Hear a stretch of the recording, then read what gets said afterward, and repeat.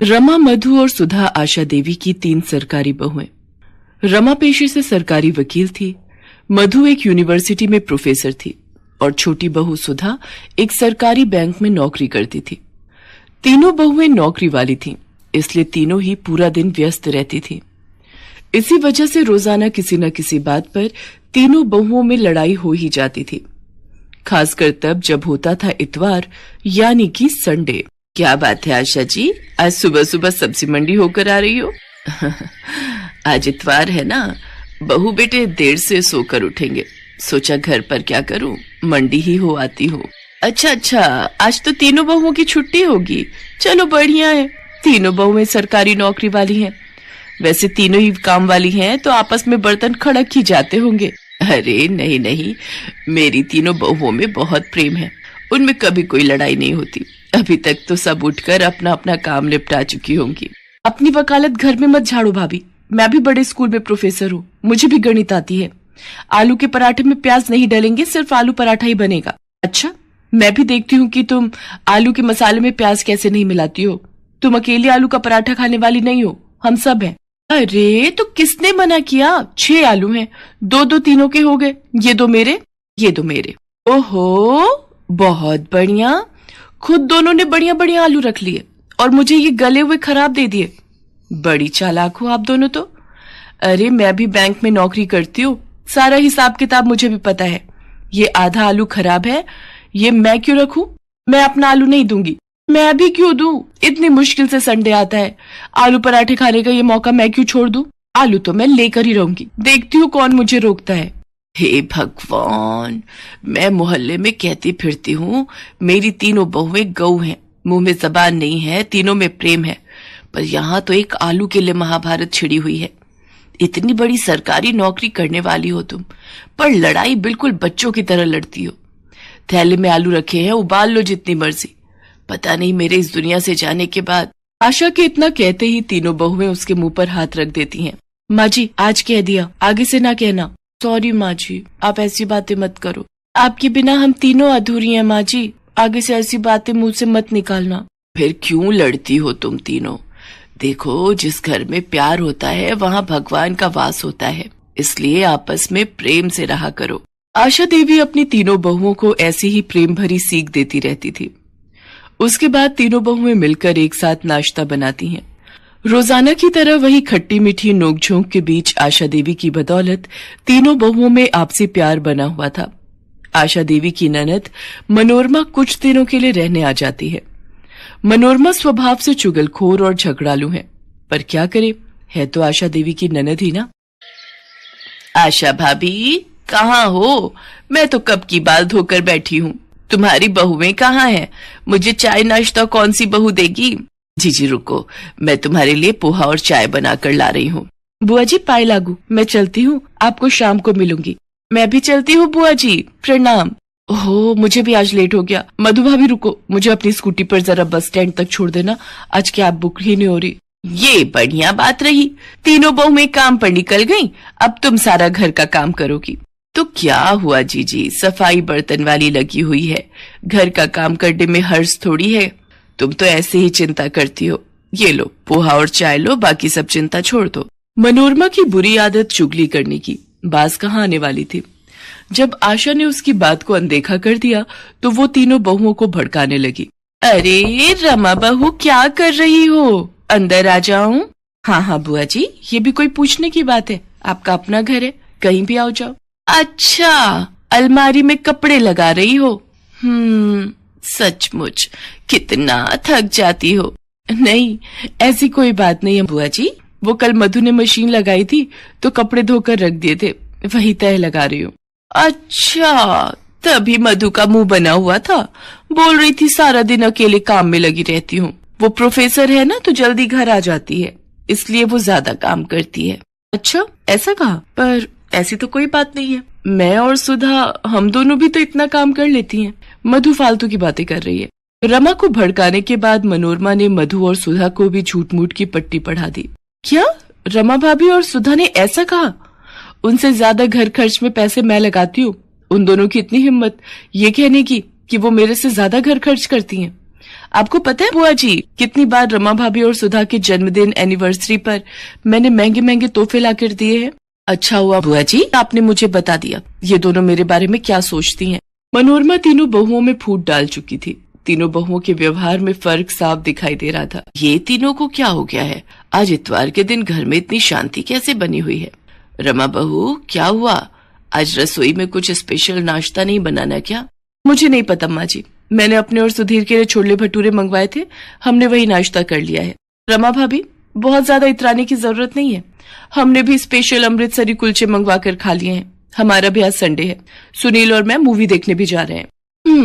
मैंने भी जलेबी समोसे खाए हैं, खुद कमाती हूँ, किसी का दिया नहीं खा रही। मैंने और रवि ने हैवी नाश्ता किया है, बढ़िया।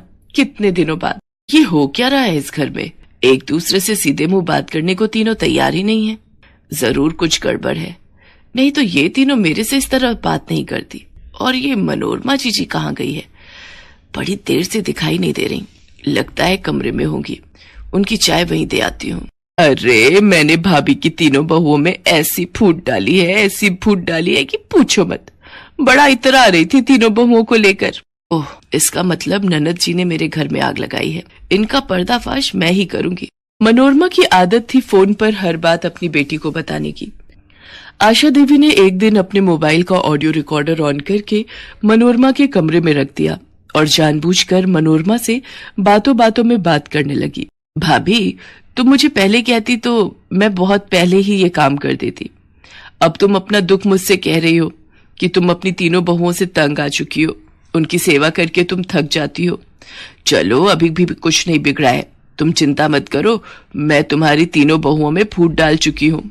मनोरमा सारी सच्चाई बोल देती है कि कैसे उसने रमा, मधु और सुधा से एक दूसरे के लिए चुगली की थी। आशा तो यही चाहती थी कि सच्चाई सामने आए और वो मौका देखकर अपनी तीनों बहुओं के सामने अपनी ननद मनोरमा की सच्चाई सुना देती है, जिसे सुनकर तीनों बहुओं की आंखों में आंसू आ जाते हैं और वो एक दूसरे की तरफ देखने लगती हैं। मनोरमा शर्म से लज्जित हो जाती है और वापस अपने घर चली जाती है।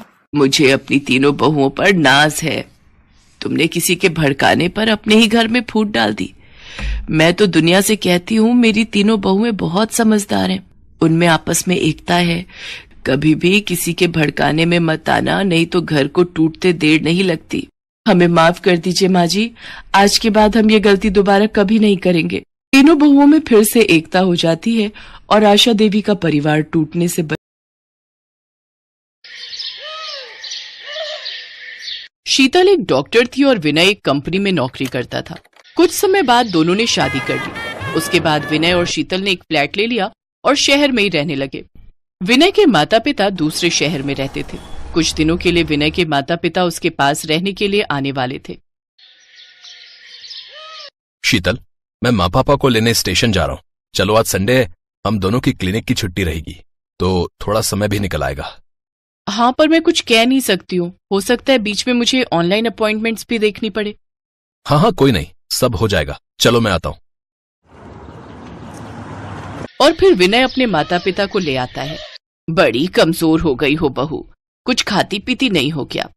कहाँ माँ जी, मेरा तो वजन बढ़ गया है, मैं तो वजन कम करने की कोशिश कर रही हूँ। आप क्या लेंगी माँ जी? वो मेरी 2-3 अर्जेंट अपॉइंटमेंट है एक वीडियो कॉल पर कुछ पेशेंट देखने, उसके बाद मैं नाश्ते में कुछ बना लूंगी। अरे बहू, हमारी चिंता मत करो, हम कुछ भी खा लेंगे भाई। तुम जो है काम करो। अच्छा हाँ हाँ, तुम चिंता मत करो बहू, और कुछ बनाना होगा तो मैं बना लूंगी। शीतल अपने रूम में चली जाती है। माँ क्या बना रही हो? बेटा ये आलू रखे थे, इनकी आलू टमाटर की सब्जी बनाई है, बस अब पूड़ियां तलनी रह गई हैं। सोचा आज तुम दोनों की इतवार की छुट्टी है तो बढ़िया नाश्ता होना चाहिए। बहू बेचारी भी तो काम में लगी रहती है, आज मेरे हाथ का गर्मा गर्म नाश्ता करेगी। माँ पूड़ी और शीतल वो इतना ऑयली खाना बिल्कुल नहीं खाती, और तो और वो मुझे भी नहीं खाने देती। अरे कोई बात नहीं, एक दिन खाने से कुछ नहीं होता, मैं अपने हाथों से खिलाऊंगी तो मेरी बहू जरूर खाएगी। हाँ कोई नहीं, सब हो जाएगा। चलो मैं आता हूँ। लीला नाश्ता तैयार करके टेबल पर लगा देती है। कुछ देर बाद शीतल कमरे से बाहर आती है। हो गया बहू काम, आओ नाश्ता कर लो, मैंने नाश्ता तैयार कर लिया है। नाश्ता आपने बना भी लिया? मुझे थोड़ा टाइम लग गया। आपको सब्जियां मसाले वगैरह सब रसोई में मिल गए थे ना? विनय पोहा ऊपर की अलमारी में रखा था। तुम्हारी सास ने नाश्ते में पोहा नहीं पूरी आलू बनाए हैं भाई। हाँ बहू, पोहा तो तुम लोग रोज खाते हो, आज तुम्हारी छुट्टी है तो मैंने सोचा कुछ अलग सा नाश्ता बना लेती हूँ। मैं गरम गरम पूड़ी निकाल कर ला रही हूँ, तुम और विनय बाबूजी के साथ बैठकर नाश्ता कर लो। माँ जी, पूड़ी बहुत ऑयली होती है, अगर मैंने खा ली ना तो पूरा दिन काम नहीं कर पाऊंगी। शीतल देखती है कि उसकी बात से उसके सास ससुर बुरा मानने वाले हैं तो वो बात को बदल देती है। अच्छा ठीक है माँ जी, बस एक पूड़ी देना, मैं ज्यादा नहीं खाती हूँ। अच्छी बनी है माँ जी। और मैं बोल रही थी दोपहर में आप क्या खाओगे? मैं विनय के साथ जाकर सामान और सब्जियां खरीद लाती हूँ। अरे तुम आराम करो बहू, मैं और तुम्हारे बाबूजी चले जाएंगे, हमारा थोड़ा टहलना हो जाएगा। हाँ हाँ बहू, यहाँ के बाजार तो मैं अच्छे से जानता हूँ। विनय बेटा, हम लोग ले आएंगे, तुम अपना जो भी कोई जरूरी काम है वो निपटा लो, एक ही तो छुट्टी मिलती है तुम दोनों को। क्या हुआ पापा, ठीक तो हो? बाबूजी क्या हुआ, मुझे बताइए। पता नहीं, बेचैनी सी हो रही है। आज तुमने अपनी बीपी की दवाई नहीं खाई होगी, तभी ऐसा हुआ है। लीला बस खाने जा ही रहा था, अभी तो नाश्ता किया, तुम जानती हो नाश्ता करके ही तो दवाई लेता हूँ। माँ, बाबूजी को बीपी की दवाई दे दो, इनका बीपी ज्यादा आ रहा है। अचानक एकदम कैसे बीपी बढ़ गया पापा? शीतल, तुम इस बारे में कुछ बता सकती हो? कोलेस्ट्रॉल और बाबूजी का ये बढ़ता हुआ वजन, ये दो कारण तो मैं अभी बता सकती हूँ। बाबूजी, आपको अपने खान पान पर बहुत ध्यान रखना होगा, ऐसे काम नहीं चलेगा। आपका ब्लड प्रेशर बहुत ज्यादा है, मैंने एक इंजेक्शन दे दिया, इससे कंट्रोल हो जाएगा। हाँ बहू, अब ठीक लग रहा है।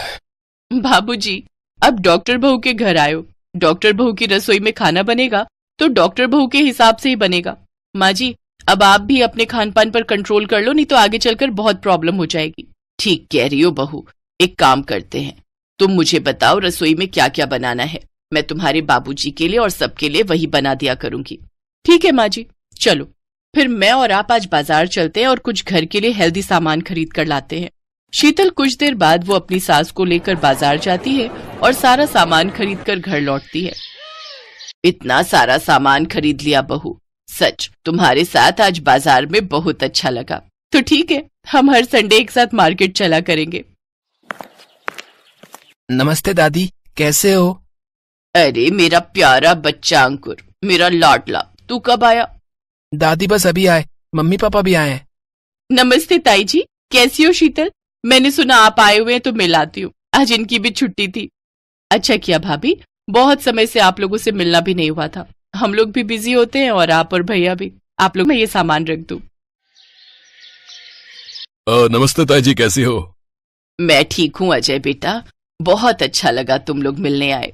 नीलम और अजय लीला की जेठानी के बेटा बहू थे जो उसी शहर में रहते थे।